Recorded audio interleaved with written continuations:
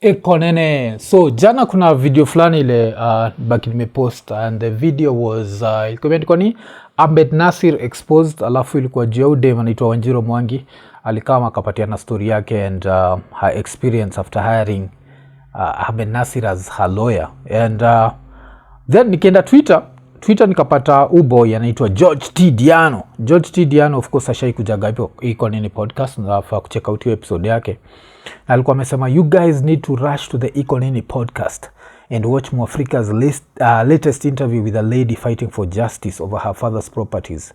I'm telling you, AhmedNasir, that is a very dangerous lawyer, the nywele raisi version of Kasongo, very dangerous. Then kitu ilikuwa interesting ni AhmedNasir actually replied, na alikuwa ameandika, ng'ombe wewe, what did she say? I finalized the dispute between her father and his brothers, and they ran away with my fees. And do you know her? Ask the 10 lawyers before me and after me. We handle all kinds of clients, sick and healthy. So, his story, if you are to ask me, this is one of those stories that I do, that I'm not, because Udem reach out kwangu, na reach out after tukaichini na Maraga. And after kukachini na Maraga, of course we had your discussion nikamuuliza like, AhmedNasir had called you a clown, so what do you think about that? Alafu ya mwenyaka joke jia AhmedNasir being a clown. So when that happened, I made a few remarks, and one of the remarks was the same thing I'd said time ya Levi Mnyeri, is I always feel like sometimes AhmedNasir argue kesi vile anafaa kuiargue. Like, do I think that he wins cases? Yes. Do I think sometimes he argues just like the rest of us? Yes. But now, when I say these things, I never think that mse kama AhmedNasir anasikia hizi vitu. So, I'm not going to share the specific inbox, but I actually ilipata inbox kutoka kwake. And kwa ine inbox alibaki amesema that he didn't feel that I was fair to him because I never gave him a chance to defend himself. And when it comes to this, kuna wase nasikiaga wengi sana wakiniambia hiyo story ya Mwaf, kwa nini haupatiagi watu the right of reply before we release? And this is different. Unajua, a podcast is supposed to just share the human experience, and with the human experience sometimes it's how I'm perceiving stuff, and how I perceive and how you perceive might be different. So the way I normally feel is, if I give you a chance to Nini before I air, most probably you'll convince me not to air, and then I'll be stuck in this story like mainstream media where there are stories that are never touched. Ikikam to story AhmedNasir and some question marks being around his name, the person he's supposed to blame ni Nelson Havi. Before Nelson Havi, personally, I'll say this, I never thought of AhmedNasir in any way that was not 100%. He's one of the best lawyers in Kenya, blah, blah, blah. But naniaka plant hizo seeds. Anaitwa nani? Nelson Havi. Alafu after Nelson Havi kuplant seeds, ile argument yake ya Supreme Court, where aliargue tu kama sisi. So that one ikakua. Then hizo stories hizo rumors za umse yeye mwenyewe pia benefit from the rotten system, because a lot of us feel like the judiciary is very rotten.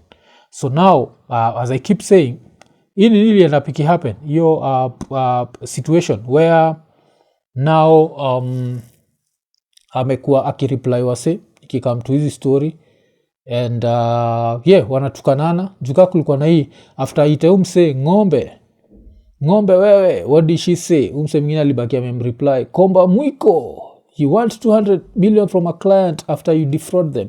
You went ahead to file in Kiambu courts for their land. You collaborated with the oppressors and ended up with more of their estates than the complainant. Zero morality, no conscience, and just an empty psychopath. And up here, George T. Diano, I'll say you don't have the information, because I actually have the information, and the information was, yes, AhmedNasir was to be paid 200 million. And nimeona hiyo contract, alikuwa anafaa kulipwa 200 million. So apparently, allegedly, how this situation was going to work is, Buddha alikuwa na fight ya land, Buddha kina Wanjiro had 500 million that was like zile area sajalipwa, na alikuwa anafaa kupata hiyo 500 million. Then akishapata 500 million, there was still land worth 3 billion that I think was supposed to still be split. Yes, so 3 billion split amongst, is it 3 brothers or 4 brothers. Let's put it at 4. I think it's 3 brothers. That would have mean kila mtu angetoka na 750. So hii 750 yake plus ile 500, that's like 1.25 billion. So out of that, maybe 200 million kunafaa kwenda AhmedNasir. But allegedly AhmedNasir ended up signing a deal that they didn't agree to. So Buddha hakuweza kupata anything more than hii land ya 250 whatever. Yeah. So hapo ndio situation iko.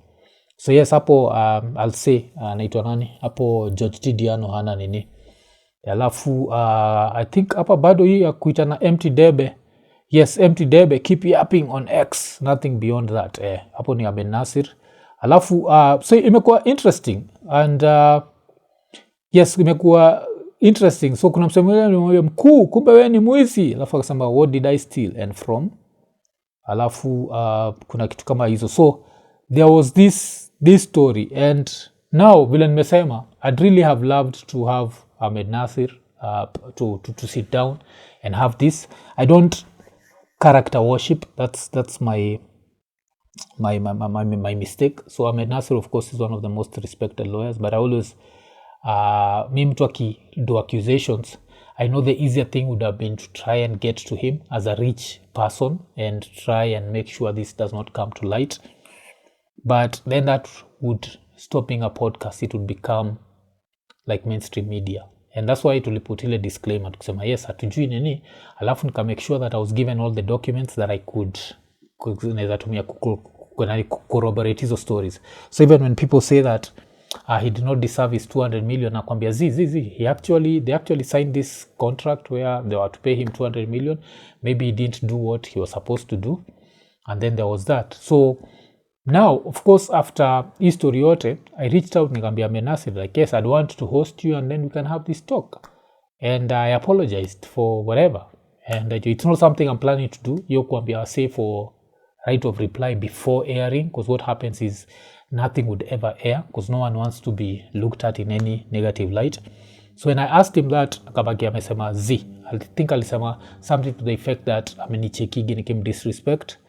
Alafu he went ahead to like put all his achievements. And am I guilty to a certain level? Yes, maybe I make a lot of Supreme Court jokes, but I still always say that if I was trying to win a case, he'd be one of the first lawyers I'd go for. Kome Iko Nini from day one. Nimekuwa nikisema hivyo. So for yeye kusema that nimekuwa nikimdisrespect, so haezi nini, I think what he implied ni haezi taka kunipatia hiyo time because nimekuwa nikimdisrespect. But imekuwa tu ni ile AhmedNasir either intentionally or unintentionally ends up looking like he represents the system. So number one, he's always defending Ruto. Alafu number two, I remember nikimwatch kwa ilikuwa ni nani? Kwa JKL when he was talking about wearing a suit worth 1.2 million shillings. And I find nothing wrong with that, but I still find something wrong with that. You come from a third world country. 1.2 million shillings can help so many kids go to school and do all these things. Yes, it's nice. I'll never talk about your Bentley. When I see your Bentley, I'm like, damn, your Bentley nishayonaga. And I'm like, I'll clap for you. But things like clothes that you have to tell us the price, because no one looks at a cloth and knows that cloth is expensive. I remember nikiona na ile Bentley na nishaibongaga jio gari, niliona jo nikajiuliza like, damn, what did I do wrong? So there's that. So hizo vitu, like, you look like a Murkomen. You know those people who are jazzed by Gucci shoes and expensive watches and what, and they're surrounded by poverty. I think ilikuwa ni umsa anaitwa nani? What's the name of this guy? Kagame. Kwa nasema billionaires were surrounded in a sea of poverty. And so to me, this representing all that extravagance. Like, I don't look at cars as extravagance, but I look at clothes, things that tear easily, as extravagance, that no one should be whatever, like wanajisifu juu yake. But yes, so this is a situation that happened. Kama uja watch your interview, go watch it. Would I still hope that maybe one day tutakaa chini na yes. Am I holding my breath? I don't. I'm not. So I don't know. And so this is the situation where we are stuck in, where personally, if you watch your interview, you notice one of the things that I kept saying was I was surprised at a lot of stuff. It really happened without the client doing this. It happened without the client doing this. So in the process, of course, the girl did her accusations. And then if you go through AhmedNasir's replies, kwa wase, these things he's hinting at that are damn disgusting. Najua, like akijitetea kwa hii story, he keeps hinting at something at, people need to pray for the girl because of her relationship with the dad. Like, what are you implying? So I won't even go into what he's implying with that. But yes, so this is a situation that I got myself into, where I might have caused myself with an interview with one of the Kenya's best legal minds. And but yes, if you ever wonder why I don't do that, I felt like I needed to address that. Also understand, why don't I always ask people for their right of reply before airing? Because what happens with that is stories are killed. And no story will ever come out, especially if you come to rich and powerful people. Because don't forget, rich and powerful people, and this is not now about AhmedNasir, this is about any other person. What if now niko na hii story ni moto, mtu amekuwa accused of 1 or 2, 3 things, and I tell this person yaje, kuna hii story, half the person is like, kill the story. And I'm like, no, I can't kill the story. And then they're like, Buddha jo, chukua hii check, alafu iko ni check flani let's jaiona. Unacheki, it's so easy for you to be on somewhere on your couch kisema, usichukue hiyo nini, like, I don't know what I'll do. So I'd rather not tempt myself. Nakata kwa the Lord's Prayer, do not lead me into temptation, but deliver me from evil, for thy is the kingdom. So with that, yes, so that's the situation that we end up with. Do I know anything? At least one of the things that I know is the 200 million was actually agreed on. The only thing is pia nimeona letters that show that he acted in ways and accepted contracts that he did not consult with the clients.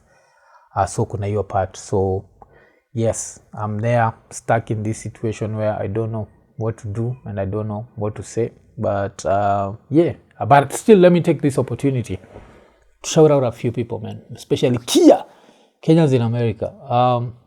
If you told me that one day this little podcast called Iko Nini would have like one of the best legal minds, you are replying people kwa tweets, akiwaambia that things didn't happen the way they are being said on the podcast, that I've told you, man, you're crazy, man. So this is something that lazima ni shout out, especially mwanza gana Chris Mogo and Okeno Moranga. You know, those initial days, man, whatever you two people did, big shout out. Now for other people who came a little bit later, kina Blessed 112, najua, those people who just made, hata nikifikiria gajua the back pain that I got from those days, because now I had to do a lot of editing and a lot of what, I still smile, man, because yeah, you made me keep pushing. Najua, when we could have given up, inasemekanaga like most podcasts die by the 3rd episode. That's why even the Mwafreeka podcast is dead. But damn, I need to know how to revive that podcast. But yes, it come to Iko Nini, you people did something, and hopefully, I hope one day mse kama AhmedNasir atabaki amecheki nini yangu hii kutoka from Malice, the same way akikuja, and we talk about something and air it before the person he's talked about sees, because otherwise with that you'd have to just keep redacting, because there are a lot of powerful people, as I keep saying, and no information should come out about them. Nakumkata ile around ile time ya Cairo, where people watu walibaki wamejam na mimi, ilikuwa the same thing, that if you consult with everyone, because remember even Cairo time alikuwa na bash Clement was never consulted. So when Clement had a say, I had to let the Clement episode go and then for Cairo to react baadaye. The reason why siku nini Cairo niko na feel ni kama ata feel maybe my attack on him was personal. That's how we look at it. But kwangu ilikuwa simple, like if someone pays for a car, they need to get the car. Don't tell me about business being bad or anything. And I'll say this as someone who sold my car, I think in I don't know which year, 2018 I think. Sold a car. I've never owned a car in the past 7 years.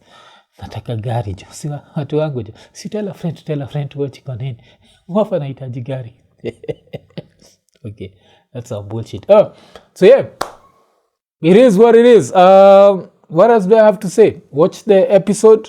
It's Wanjiro Mwangi, and yeah, Iko Nini. So kwa US unatry kutuma do Kenya, tumia Lemfi number 1 kupatiaga the best exchange rates. Alafu on your first $100 ili unatuma unabaki umepata $20 cashback. Alafu ukitumia the referral code Iko Nini, si wenyewe pia tunapata $20. So end up umesupport Iko Nini ndio tukue na better lighting. Cheki jo, saizi si unaona, unazaniona the last time niliduia day Lemfi ulikuwa unaniona hivi. Was I this clear? And this is because of the other people who supported vile litumia ile promo code Iko Nini ya Lemfi. So baki umechangamka, ingia Lemfi. Alafu saizi pia kitu poa, si lazima ubaki umeload wallet yako, unaweza baki umeshikanisha debit card yako na Lemfi. So kituma do ni instant, ikienda kule inaenda. Alafu kama kawaida pia kuna zero transfer fees, $20 cashback, una support Iko Nini. Alafu pia vile musemaga jo, Lemfi, international payments for everyone. Iko Nini.